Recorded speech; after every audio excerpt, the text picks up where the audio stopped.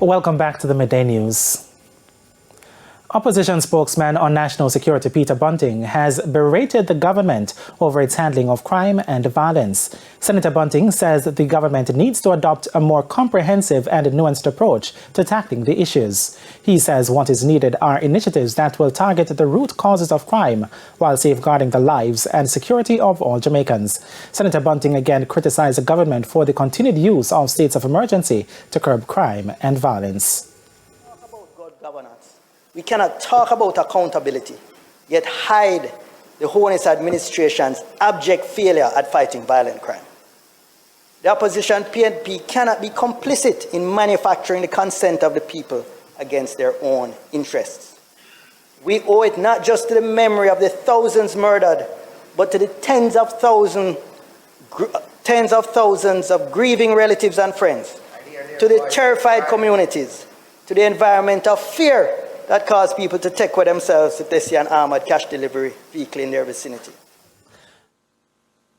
As we embark on a new year, many Jamaicans hope for a better, brighter nation. One of the greatest obstacles, however, is the lingering viruses of crime and violence. In fact, Jamaica has been ranked 10th on the global list of countries with the highest crime rates according to the 2023 World Population Review. During his New Year's message, Prime Minister Andrew Holness reports murders have seen a significant reduction. Murders are down about 7.5%. That is approximately 120 lives saved. And serious crimes overall are down 10%. In fact, the total number of reported serious crimes, murder, shooting, rape, robbery, break-ins, is the lowest in 20 years. The Prime Minister adds although they're linked, violence is a separate issue from crime. He says different strategies will be developed to curtail this plague. Now in 2024, your government will begin the build-out of a comprehensive social services response to violence, which will include education and youth services, faith-based and NGO social partnership initiatives to promote restorative justice and peace building in communities. What?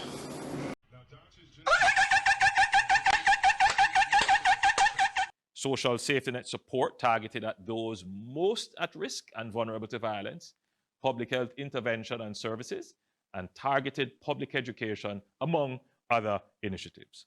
In light of these issues, leader of the opposition, Mark Golding, says he's committed to working with others to build a better Jamaica. The demoralizing scourge of violent crime has continued to sap our national spirit and poses significant obstacles to the development of our nation. I am committed to working constructively and in good faith with all well-thinking Jamaicans, regardless of political affiliation or the considerations that have too long divided us, towards finding the ways and means to secure a better future for our country.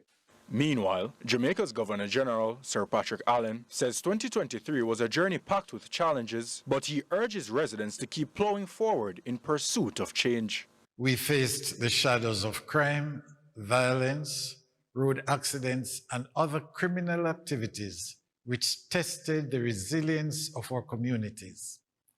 But I hasten to remind you that darkness is only a precursor to dawn. In this new year, let us embrace the role of being our brothers and sisters' keepers. Let us foster a culture where we do not just look out for ourselves, but also look out for our neighbors, friends, and even the strangers. All stakeholders are imploring Jamaicans to do their part to foster a new haven.